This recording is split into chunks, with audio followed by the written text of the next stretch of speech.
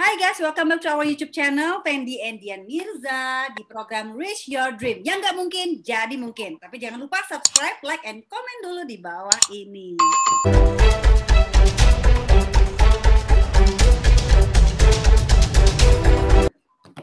Oke, di episode kali ini gue kedatangan tamu, kita semua kedatangan tamu. Untuk kamu khususnya younger generations yang punya mimpi atau bercita-cita pengen banget ya kerja di kantor multinasional atau kantor multinasional yang terbaik ya. Nah kali ini kita datengin tamunya, gue impor jauh-jauh dari Singapura, our dear friend Dimas. Hai. Halo. Hai. Apa kabar? Baik. Apa kabar, Ica? Sehat ya, alhamdulillah ya. Alhamdulillah sehat. Alhamdulillah sehat. Nah, Dim, gue ini dulu lah ya, recent updates dulu. Lo sekarang jabatan lo apa? Terus job scope-nya apa aja sih, Dim? Oke, jadi kalau sekarang jabatan gue itu di perusahaan teknologi, nah itu sebagai in-house counsel gitu. Cakupan gue itu fokusnya Indonesia, tapi gue ngerjain beberapa hal di Southeast Asia juga gitu. Oh, jadi nggak untuk Singapura aja ya? Untuk kadang-kadang ada Singapurnya, kadang-kadang ada Malaysianya, kadang-kadang, tapi fokus utamanya di Indonesia gitu. I see. Oke, daripada langsung serius-serius, gue mau nanya ini ya, ice breaking aja. Lo harus pilih satu, tapi nggak usah mikir lama-lama ya, Dim. Langsung harus cepat gitu. Oke? Oke. Singapura atau Jakarta? Jakarta. Kenapa? Karena kangen teman-teman. Oke. Sama kangen makanannya. Oh, kangen makanannya. Oke. Jepang atau Amsterdam? Jepang. Why? Karena gue dulu waktu kecil di Jepang. Winter or summer? Winter. Alasannya? Alasannya kalau summer itu, ya gue lebih suka winter karena gue suka hawa adem aja, dingin gitu. Oh, oke. Jiu-jitsu or taekwondo? Jiu-jitsu. Kenapa? Karena jiu-jitsu itu ilmunya badan lo kecil pun lo bisa ngelawan orang yang lebih gede daripada lo. Oke, make sense. Red wine or white wine? Red wine. Oh, biar awet muda ya. Sotoy gue. Kenapa? Actually, kalau boleh jujur, tergantung makanannya. Tergantung pairingnya sama apa gitu. Kalau misalnya gue lagi makan steak, gue lebih prefer red wine. Tapi kalau makan ikan, gue prefer white wine. I see. Good steak or sate ayam? Sate ayam. Tetap ya. Biarpun lo dikasih tomahawk juga, tetap sate ayam. Oke, sate ayam udah tetap. Oke, Indonesia banget ya. Netflix atau main PS?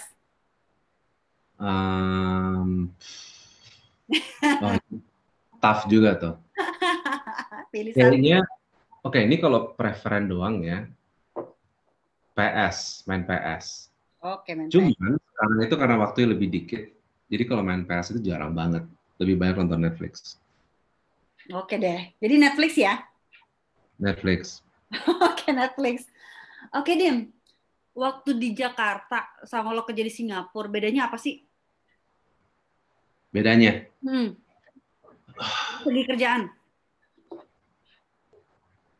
Oke. Sama-sama lawyer kan? Kenapa? Sama-sama lawyer kan? Maksudnya? Sama-sama lawyer. Tapi kalau misalnya di Jakarta itu kan dulu kerja di law firm.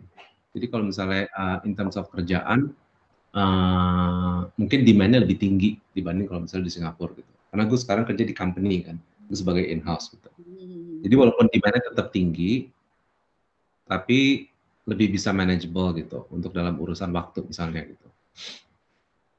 Tapi yang gue rasa juga kalau misalnya kerja di Jakarta sama kerja di Singapura, kayaknya kalau di Singapura itu lebih efisien dari beberapa segi.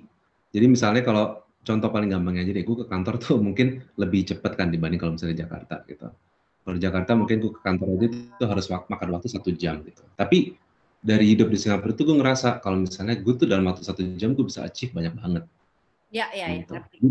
Gue mangkas misalnya 30 menit setiap hari. Kalau misalnya dikaliin jam waktu kerja selama 1 tahun, gue akan mangkos ratusan menit kan, which is gue bisa melakukan hal-hal banyak banget di situ. Gitu.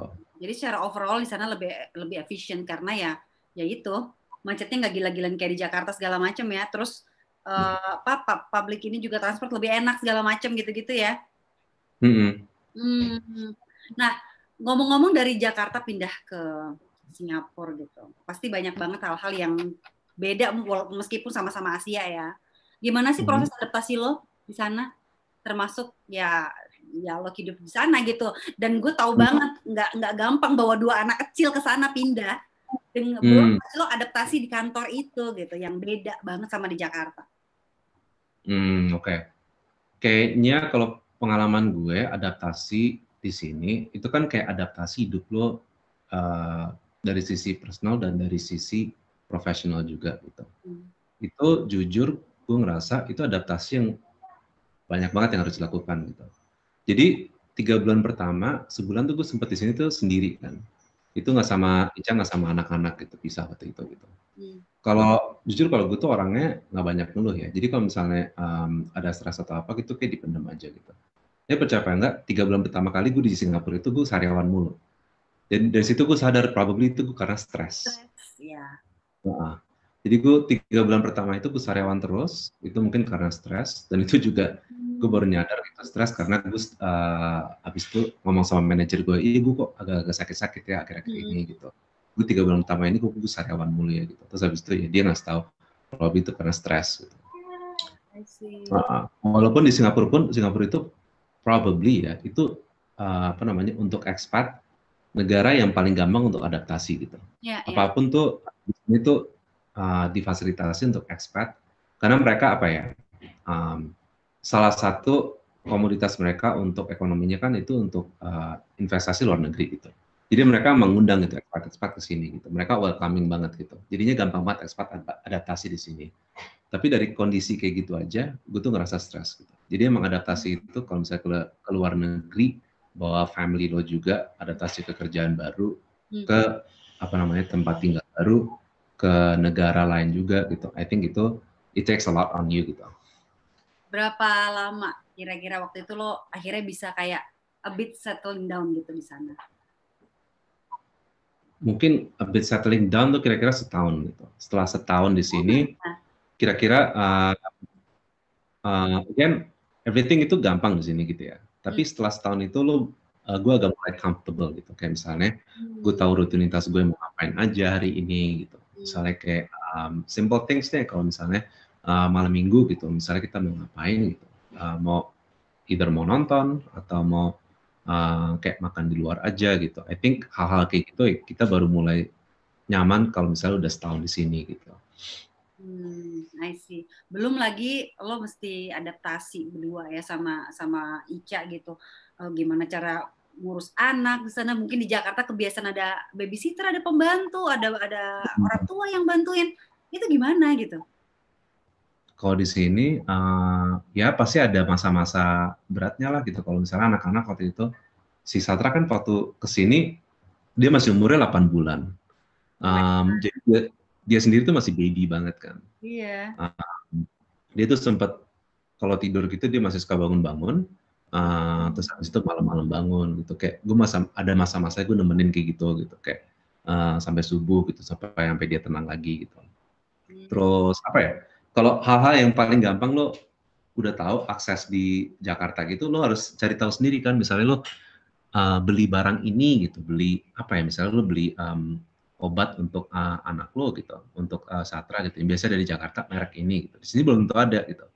Jadi kita harus nyari substitusinya. Gitu. Jadi kalau misalnya kalau ngurusin diri sendiri mungkin lebih gampang ya. Kalau anak-anak substitusi obat, makanan apa segala macam itu kan harus dites lagi gitu. Jadi kayak mulai dari zero lagi. Gitu. I see. Oke. Gue lebih spesifik lagi karena ini kita membicarakan soal karir, your career gitu ya. Nah, bisa ada lo kasih gambaran nggak gitu? Kan pasti banyak nih orang-orang di luar sana pengen tahu gitu, gimana kerja di tech company di luar negeri Gitu. Gimana rasanya Hmm. Dim? Selain ya mungkin fasilitasnya yang katanya orang, oh bisa makan gratis lah di sana ya nggak sih? Terus gajinya gede banget. Nah, gue nggak tahu gajinya berapa tuh. Nah, mumpung ada orangnya langsung nih, gue mau nanya rata-rata mungkin, atau lo mungkin bisa kasih gambaran buat kita rata-rata untuk pemula gaji di Singapura berapa sih misalnya gitu. Oke. Hmm. Kalau oke, gue untuk bikin lebih menarik gini deh. Gue buka dikit. Gue kerja di perusahaan teknologi itu yang salah satu perusahaan Amerika terbuka juga listed di US gitu ya. Itu jadi kasih profil dikit deh kira-kira perusahaan yang mana gitu. Dan ini salah satu perusahaan startup berapa belas tahun yang lalu yang sekarang masih ada juga gitu. Ya. I think satu hal yang bisa gue share itu di perusahaan teknologi itu, I think ada kayak ininya loh, ada camaraderie-nya gitu. Jadi kayak people know gitu. Kalau misalnya lo kerja di sini, you might know people di perusahaan yang lain-lain juga teknologi gitu. Karena dunianya itu environment-nya hampir sama gitu. Hmm. Uh, we live apa ya, apa namanya, pengalaman-pengalaman yang kita dapat itu hampir sama gitu.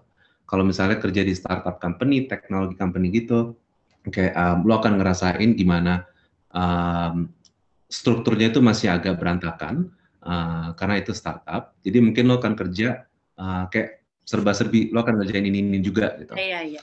Ya. Walaupun lo sebagai legal, mungkin lo akan ngebantu-bantu juga untuk HR misalnya gitu. Kayak Gitu. Jadi, lagi cari bentuk juga gitu ya. jadi kayak masih masih fluid banget gitu, kayak I see. nggak kayak perusahaan yang udah lama berdiri gitu. Misalnya kayak perusahaan udah lama berdiri, udah punya struktur, kamu posisi kamu legal ya kamu ngerjain A B C, udah Ya, titik gitu ya. doang. Iya. Nah ini kalau misalnya identitas perusahaan teknologi yang berawal dari startup itu biasanya ID-nya itu kamu sebagai legal, tapi spiritnya adalah kamu supaya bisa ngebantu bisnis kita bareng-bareng nih gitu. Jadi kayak mungkin gue akan ngebantu untuk maju bareng, untuk ngebantu tim HR juga gitu, untuk tim bisnis juga gitu. Kayak apa yang bisa gue kontribusi di situ gitu. Paham, paham, paham. Ya, gitu. Nah Berarti itu, passionnya juga ya. nah itu pertama itu beda banget sama yang gue dulu kerjain di Udah Jakarta. fokus Karena banget ya pasti.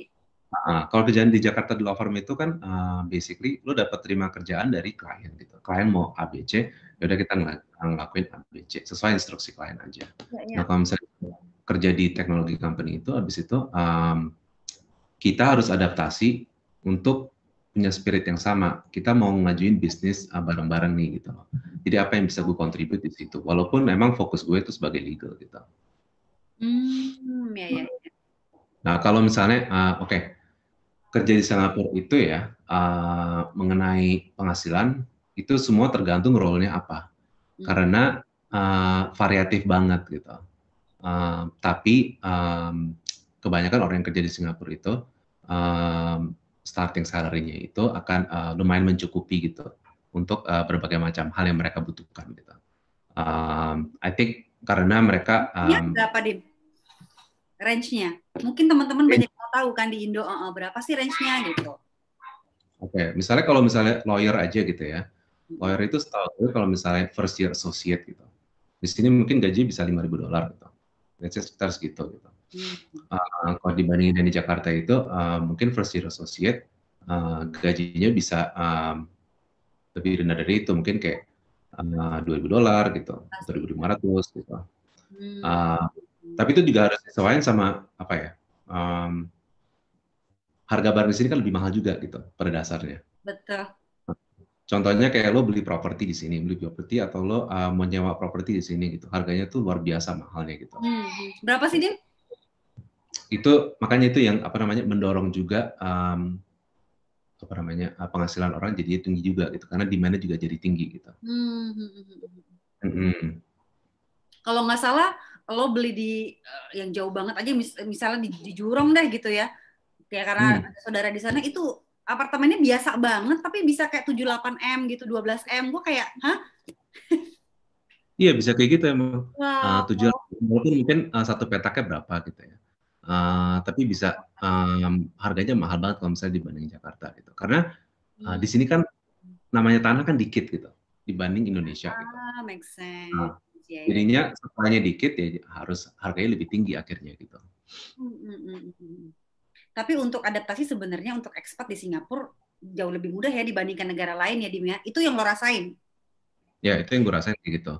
I think kalau misalnya Singapura itu adaptasi untuk expat itu tuh gampang banget gitu. I see. Nah, Jadi, itu kira-kira teman-teman.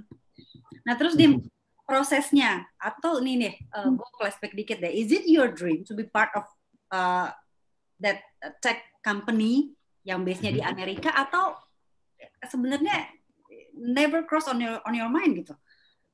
It just happen. You never plan to live in Singapore and kerja di sana.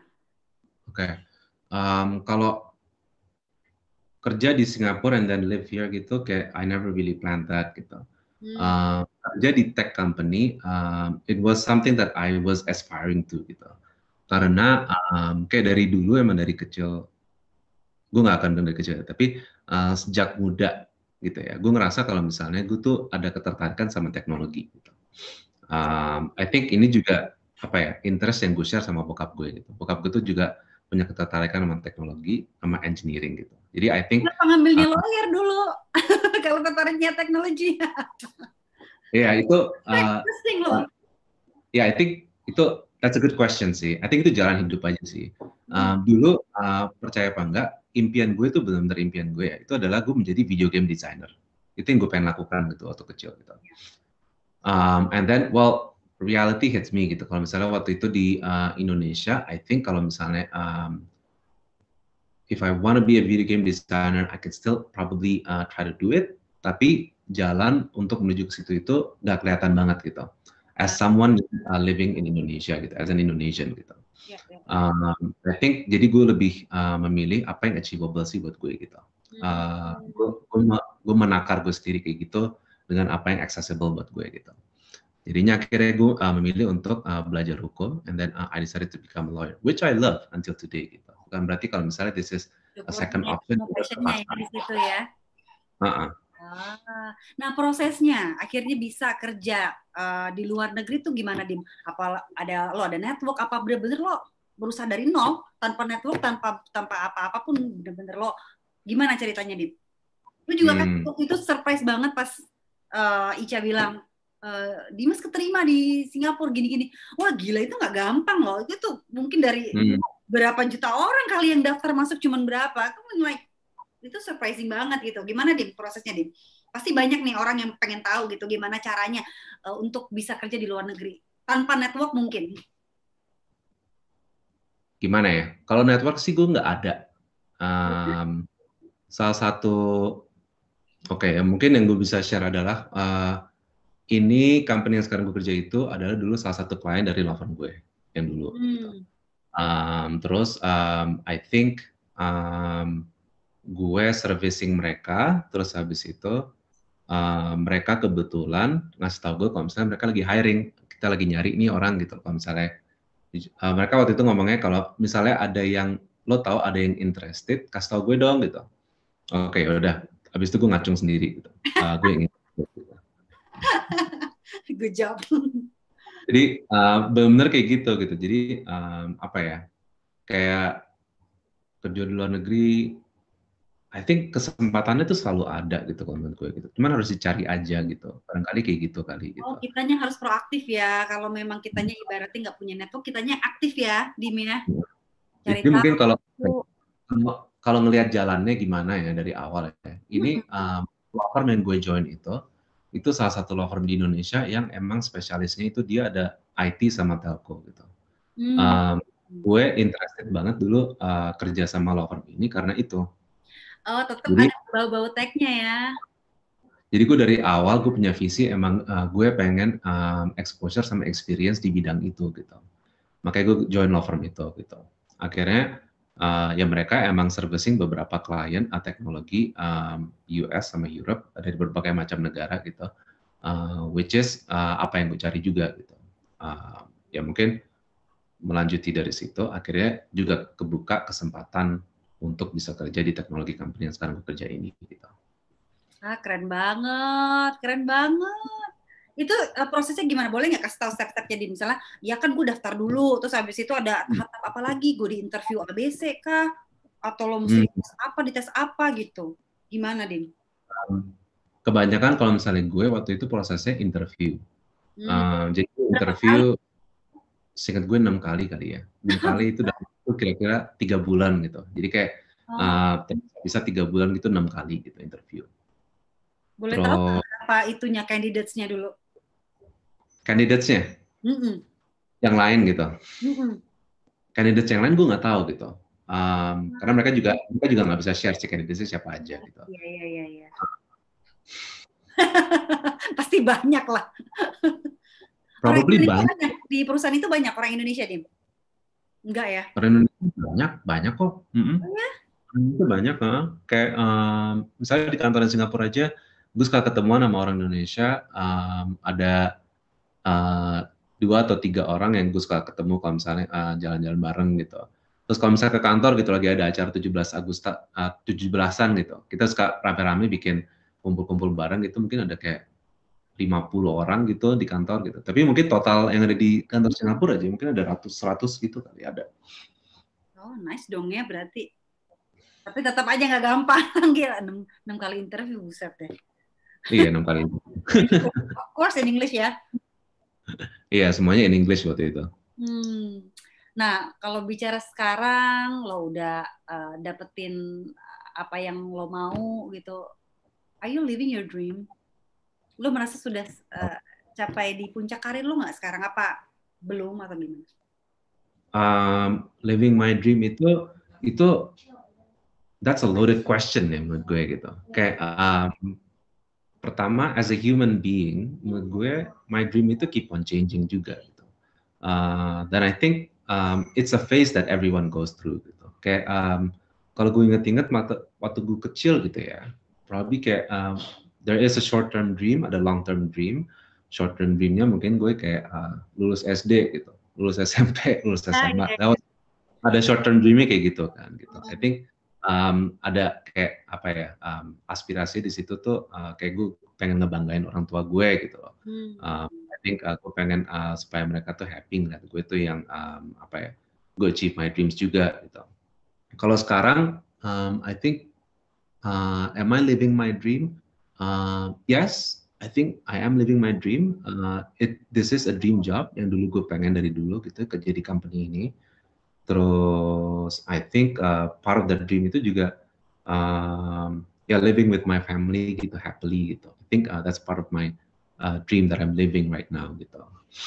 Tapi kalau misalnya apakah ini puncak karir gue, I think it's too soon to say that gitu. Karena menurut gue masih ada aspirasi. I think ini gue udah achieving this dream job gitu. Kayak what's next? Gue kayak sempat ngobrol juga kan sama Ica gitu. Kayak abis ini kayak what's next ya buat gue Yeah, gitu. Apa? that's my question as well. What's next? Nah, Apa mau pindah kemana lagi? gimana ya? Kalau gue sekarang mikir kayak I'm at the stage gitu. What's next-nya itu gue mikir kalau misalnya apa yang bisa gue give back gitu. Kayak gue kadang-kadang mikir kalau misalnya nggak tahu 20 tahun ke depan, 10 tahun ke depan apa gue kayak coba ngajar gitu ya. Is that something that I would do gitu. Let's say kalau misalnya gue udah apa ya financially gue udah nggak beri-beri banget gitu ya. Apakah gue bisa ngajar? I think karena gue mikir probably I have a lot to share gitu untuk people gitu ya. Terus gue juga sempat juga ngobrol sama Prisa gitu kayak gue walaupun sekarang kerja dan tinggal di Singapura and I love it here gitu ya. Tapi gue suka prihatin juga sama Indonesia gitu. And a lot of things gitu yang gue mikir kalau misalnya I think kalau I could try to fix this gitu. Ada nggak yang bisa gue contribute di situ gitu. Kayak small things aja gitu. Small things and big things ya. Ada beberapa gitu yang kadang-kadang gue gemes aja gitu sama Indonesia. Gitu. Karena ya walaupun gue sekarang tinggal di Singapura ya, I still love my country gitu. Kayak sampai gue mati pun titik darah penghabisan gue akan tetap jadi orang Indonesia gitu. Kayak I feel that nasionalisme itu I wanna give something back gitu ke Indonesia. Gitu. Tapi gue nggak tahu apa sampai sekarang gitu. Bukan berarti harus tinggal di Indonesia atau gimana? I think eventually gue akan balik lagi ke Indonesia. Feeling gue sih kayak gitu. Karena at the end of the day kan, where else am I gonna go gitu. Kalau misalnya gue udah di masa retirement gue gitu. Actually gue sama Ica punya dream kalau misalnya retire kita mau retire di Bali gitu. Kayak kita punya rumah villa di Bali. Abis itu kita kayak ngejalanin some small business aja. Mungkin kayak gue bikin rental mobil kali sama motor gitu. Terus si Ica buka warung gitu. Kayak something yang small yang kita bisa keep on doing aja gitu. I see. That's a good one. Nah, ini flashback dikit. Sebelum sampai di titik yang sekarang, lo pernah nggak sih ngerasain yang bener-bener titik terendah lo banget di itu kapan gitu? And how did you survive? Titik terendah kapan ya? Nggak ada. Kata Fendi nggak ada kali. Tiap orang pasti ada. Ada lah. Apa ya? Kalau dalam masa karir, itu dia. Gue selalu mikir kalau misalnya apapun masalahnya itu pasti ada jalan keluar sih. Jadi kayak gue berusaha untuk nggak terlalu down gitu ya. Probably one of the saddest days in my life itu waktu bokap gue meninggal kali gitu. Dan itu terjadi waktu gue kuliah, I think ya gitu. Terus apa ya? Waktu bokap gue meninggal, gue ngerasa kalau misalnya, I think itu ada beberapa hal yang berubah banget dalam hidup gue gitu. Kayak pertama, I think nyokap gue tuh berubah dalam hal, probably dia juga butuh bantuan kali ya. Kan dulu ada bantuan dari bokap gue gitu. Dalam ngurusin rumah tangga atau ngurusin apa gitu. Terus habis itu, tiba-tiba nggak ada, jadi nyokap harus ngurusin semuanya gitu. Nah itu salah satu yang mungkin gue merasa ada perubahan di nyokap. Gitu. Tapi di gue sendiri itu gue ngerasa kayak, I think pas bokap gue meninggal itu gue juga itu shock buat gue gitu.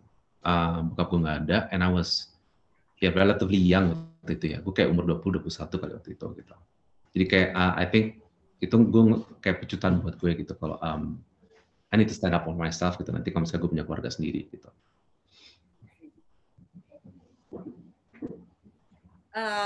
Lo juga very idolizing your dad gitu. Ya, sampai sekarang apa sih yang lo inget dari bokap lo? Pelajaran apa ya? Yang beliau pernah share yang lo nggak pernah lupa gitu sampai sekarang. Yang bawa lo sekarang sampai kayak gini. Bokap gue apa ya? Kayak kecil-kecil ya. Banyak yang gue suka ngomongin juga ke anak-anak gue kalau misalnya bapak tuh suka gini, bapak tuh suka gitu. I think ya salah satu hal yang gue berusaha turunin ke anak-anak itu bokap gue tuh I think dia tuh orangnya tanggung jawab gitu ya. And he's quite prideful gitu ya orangnya. Kayak bertanggung jawab, prideful, and I think dia tipe orang tuh yang nggak mau minta bantuan orang gitu loh. Which is ada plus minusnya menurut gue gitu. I think dia mau trying to do a lot of things by himself supaya dia nggak ngerepotin orang juga. Tapi sometimes mungkin dia juga ya bisa butuh bantuan orang lah gitu. Gue juga mikir kayak gitu. I think itu yang gue ngerasain sendiri gitu. Kalau misalnya di dalam kerjaan itu kayak I don't have to do everything by myself gitu. Kalau misalnya you actually have your own strength, lebih gitu. I think itu salah satu yang gue admire dari bokap gitu. I think dia berpendirian yang kuat gitu. He's so prideful gitu. And a lot of things yang gue ajarin ke anak-anak itu gue dapat dari bokap juga lah gitu. Misalnya kayak apa ya, kerapian gitu dalam hidup gitu. Kayak menata hal dalam kehidupan lo supaya lo kayak you stay on the right track gitu misalnya gitu.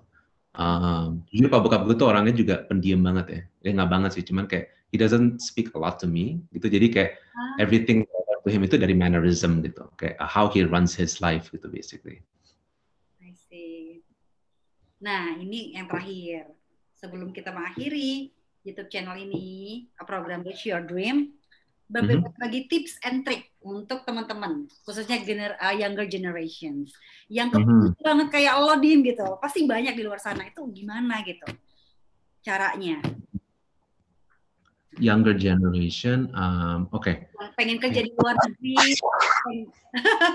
khususnya yang pengen kerja di luar negeri. Apalagi di multinational company yang terbaik di dunia. Oke, kalau gue in hindsight ya, looking back, I think banyak orang tuh kalau misalnya di Indonesia itu probably takut mencoba aja gitu. Kalau kerja di luar negeri itu jujur opportunity banyak banget gitu. Dan I think mereka tuh juga harus tahu kalau misalnya banyak negara di luar negeri itu welcoming banget sama foreigner gitu. Karena that's how they build their economy gitu. Kayak mereka nggak bisa survive sendiri dengan warga negara sendiri. Mereka butuh talent dari luar negeri. Mereka trying to reach out to people yang actually punya that special talent gitu yang mereka butuhkan gitu. Sometimes itu different gitu. It could be a lot of things gitu. Dan itu I think yang mungkin orang-orang kayak teman-teman kita di Indonesia itu try aja dulu gitu. Misalnya ada ketertarikan gitu. Tapi ketertarikannya maksud gue jangan gini. Ketertarikannya itu untuk nyari opportunity apa yang lo benar-benar mau gitu. Jangan sekedar mau kerja di luar negeri aja gitu. Kalau sekedar kerja di luar negeri pasti ada.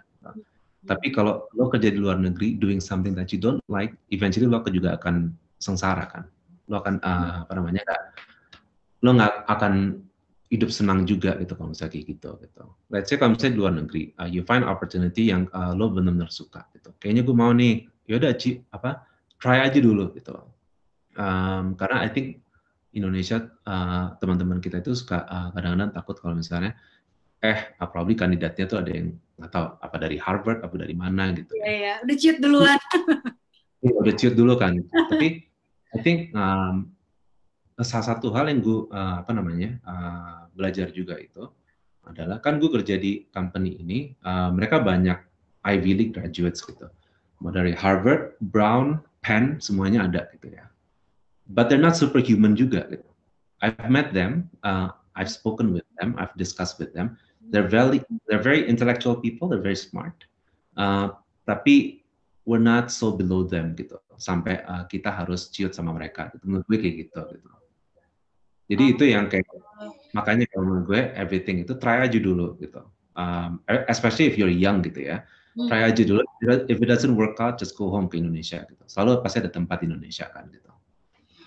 Intinya jangan takut mencoba teman-teman. Jangan takut mencoba, find your passion, clear apa yang pengen kerjanya tuh apa gitu. Jangan cuma ikut-ikutan doang ya, Dimya ikut-ikutan dah. Temen gue keluar negeri gue juga kayak gitu. Iya, I think jangan merasa jangan merasa inferior ya. Betul. I think find your true passion deh. Jangan ikut-ikutan. Dulu gue pilih law firm spesialis teknologi itu. Not a lot of people wants to work there gitu. Tapi gue dari dulu emang suka itu gitu, makanya gue pengen kerja di situ. Gitu. Oke. One last question, bukan question deh, quote dari lo deh, untuk lebih memotivasi lagi. Quote dari gue. Yes.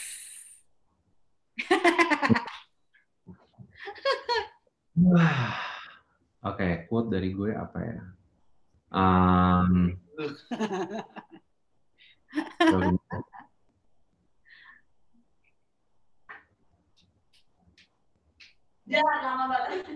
Susah banget pertanyaannya, gila. Googling dulu aja, googling. Jangan. Gini deh. Pesan-pesan deh intinya, bahasa Indonesia aja pesan-pesan. Kalau tadi kan tipsnya tuh pesan-pesan deh, 1-2 kalimat. Oke. Pesan-pesan ini untuk siapa? Younger generation untuk siapa? Untuk siapa aja? Untuk siapa aja yang punya mimpi kayak lu? Oke. Kalau punya mimpi itu basically jangan takut deh sama mimpi lo sendiri gitu. Go after it gitu. Kalau misalnya kayak percayalah pada trial and error. Kalau misalnya emang nggak bisa, ya udah itu there's an error probably di situ. Coba perbaiki atau mungkin coba-coba terus gitu sampai benar-benar bisa gitu. Let's say kalau misalnya nggak bisa, ya udah balik aja ke Indonesia lagi gitu. Kayak bisa nyari kesempatan lain juga gitu. Kayak jangan bukan ciut deh. Jangan kayak putus asa dari satu kegagalan aja deh gitu. Kayak orang pasti ngikutin orang itu kalau misalnya hidup itu kan pasti mengalami kegagalan berkali-kali gitu. Kayak persevere aja di situ gitu. I believe that. Thank you very much Dimas. Jadi intinya itu teman-teman, jangan takut mencoba, pantang menyerah, find your own passion, terus juga jangan merasa berkecil hati. Bahwa saya orang Indonesia cuma lulusan ini itu ya Dim ya. Tetap berusaha. Gagal satu coba lagi berkali-kali sampai dapat. Terima kasih banyak Dimas. Oke, itu tadi wawancara gue sama Dimas, ya, lawyer di salah satu perusahaan atau tech company. terbaik di dunia. Nah, untuk teman-teman yang pingin sekali punya impian gitu, gue pengen banget kerja di luar negeri, gue pengen banget kerja di perusahaan ini, ya jangan menyerah, coba dulu. Itu tadi dari pesan-pesan dari Dimas yang gue dapat hari ini wawancara dari seorang Dimas adalah, lu jangan takut coba, kalau gagal coba lagi, kalau if it doesn't work ya udah gitu. Jangan hanya dari satu kegagalan terus ya udah lo merasa hidup lo wah udah hancur. Coba terus, jangan merasa inferior, find your own passion. Thank you very much Dimas. Oke, sama-sama. Ya, next time kita kembali lagi di YouTube channel Fendi Edian Mirza, Reach Your Dream, tentunya dengan bintang tamu yang tidak kalah spesial. Dan terima kasih, gue bingung mau closing apa lagi. Dadah!